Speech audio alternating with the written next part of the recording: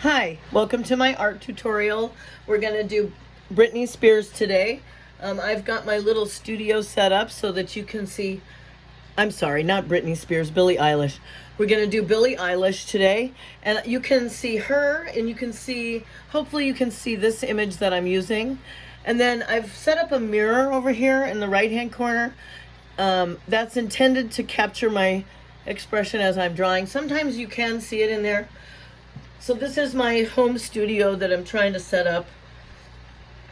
Okay, now, I don't know if you watched the other video on this tutorial, but I was really having a struggle with Billie Eilish because I didn't want her to just look like a generic pretty girl, so I was trying very hard to make sure that I got her particular unique looking features. So that's what I've been kind of struggling with, just trying to get, it's not easy to get her particular face as a likeness. I don't know why, but it's just not. There's something about her face that is very unique.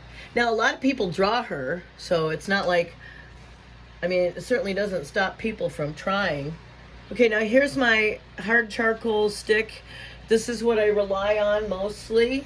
I also use these little gauze strips to wrap the charcoal in. That helps keep pressure off my fingers, because over time that pressure can start to hurt. Okay, so I'm going to go around the edge of her face now and kind of make some changes.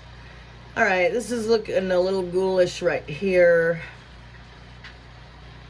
but she kind of is a little ghoulish though, so maybe looking a little ghoulish is okay. I wonder if putting in her dark hair would help. I don't know. It doesn't always help. And I really don't like to work on things like hair and shirts. Just really I don't enjoy it.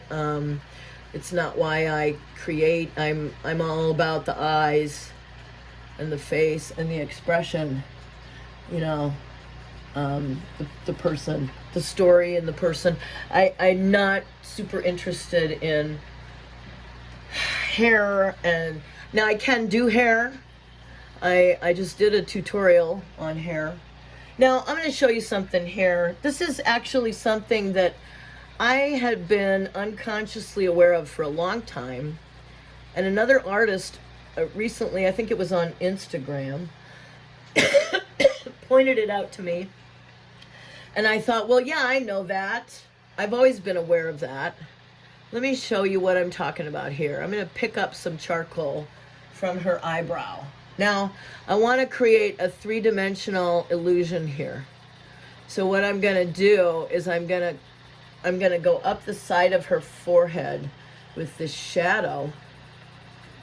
But I have to leave white space on the edge. Do you see this little white space that I have left here?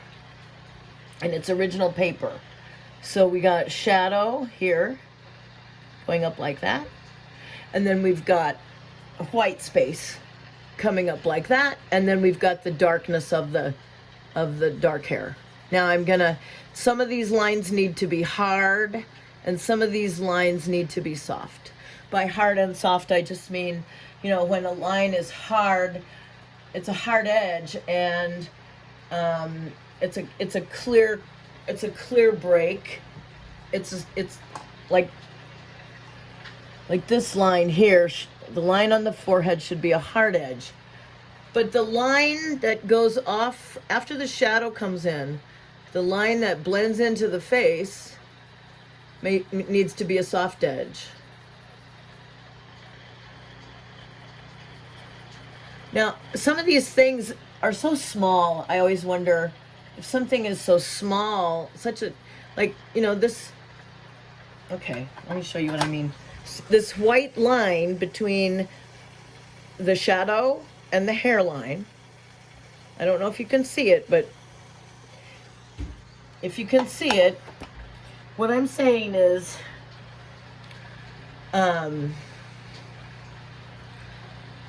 and I forgot what I was saying now. Shoot.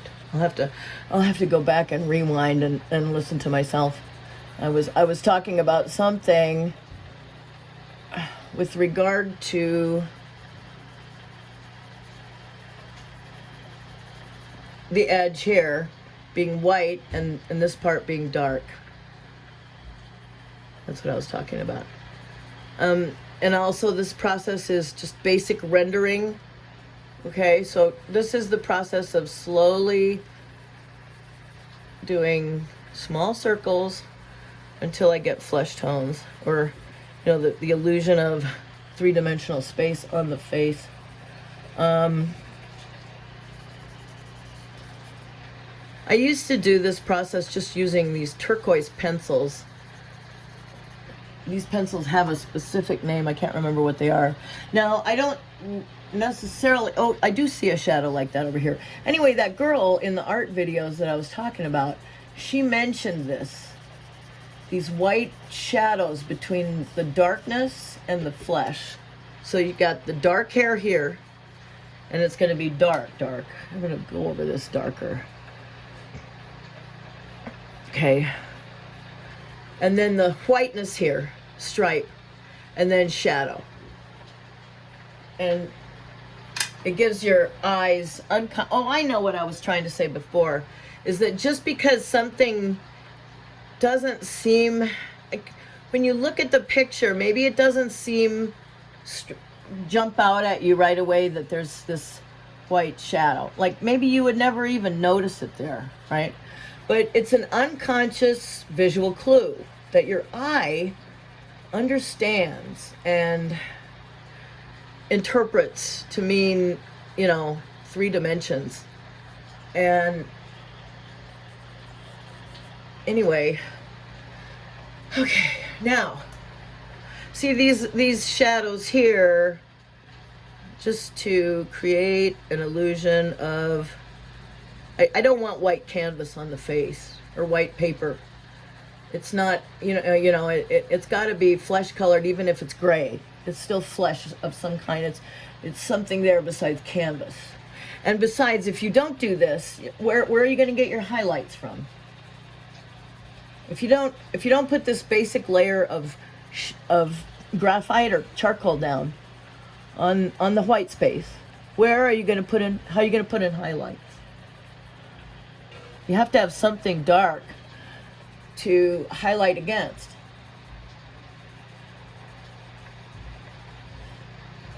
Okay, Billie Eilish.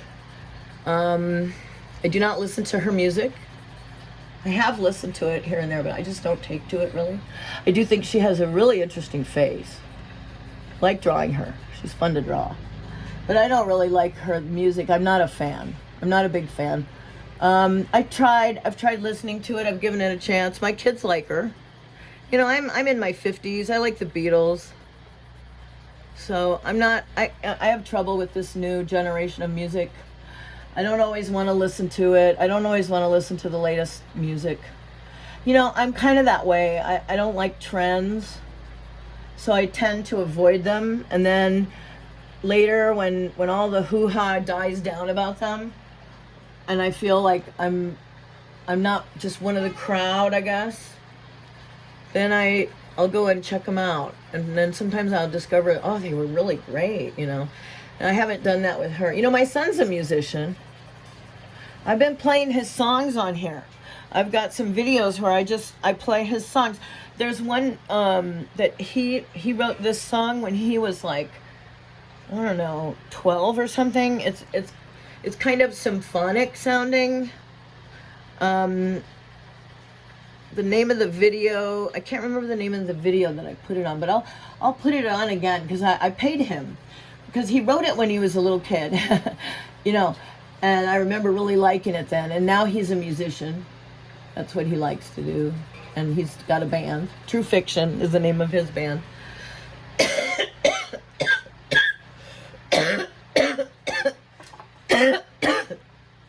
Yeah, I've got kind of a cough. Okay, now I'm going to lighten here. It's gotten too dark, as you can probably well see. I love feedback, and I love requests. I got to tell you, I love requests, because when I don't know who to draw next, if somebody makes a request, Now, of course, paid requests always take precedence over just somebody asking. So I do have a paid request coming up again now for ASAP Rocky, and they're paying me cash. Now it is my daughter paying me, but still cash trumps, you know, everything. Except inspiration. I don't know. When it comes to inspiration, if I'm inspired, I have to kind of grab that when I can. So inspiration kind of trumps everything. But I try to be fair about money. I try to be, hey, if somebody pays me, that should trump inspiration. Maybe I can just work more often, you know. Now I am by trade a chess teacher.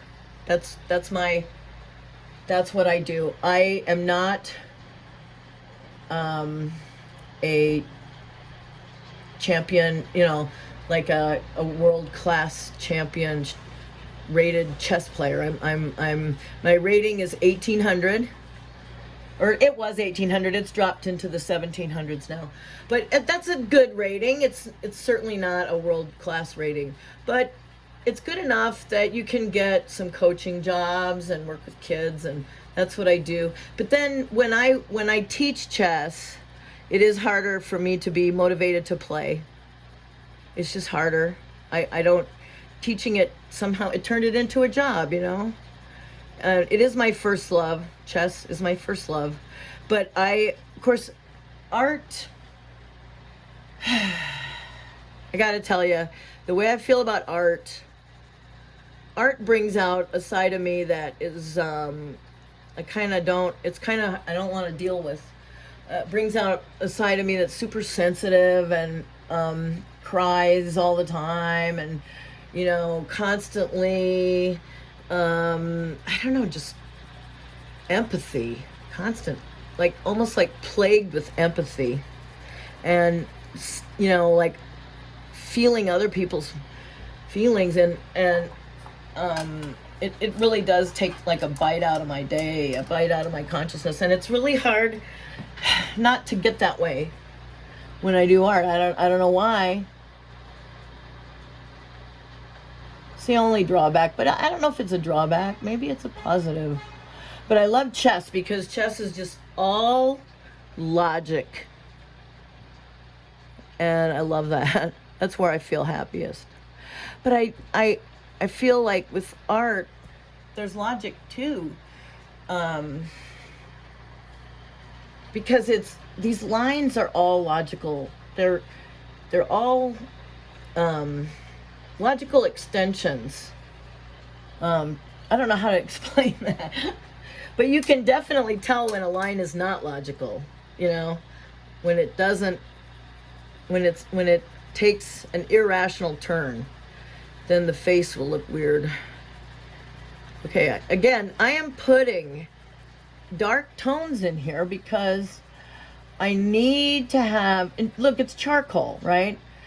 Charcoal always has that look, that it has a charcoaly look. It's not oils, it's not paint, and it's never really going to look like paint. And as you know, I do prefer paint. It's more forgiving. Okay, here we go. Getting that smile. Okay. You know, Billie Eilish, she kind of reminds me of my daughter. Isn't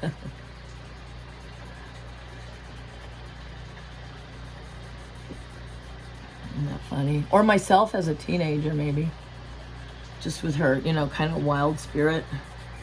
All right, now see, here's an example of logic. The chin coming out. It's logically coming out. It comes out at this angle. It doesn't go at a strange angle. It comes out logically.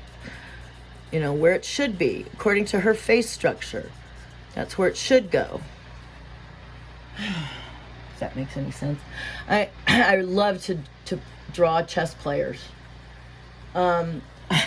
They're definitely my favorites. I mean, musicians, Brian Wilson, and chess players, and my family. Those are my favorites to draw.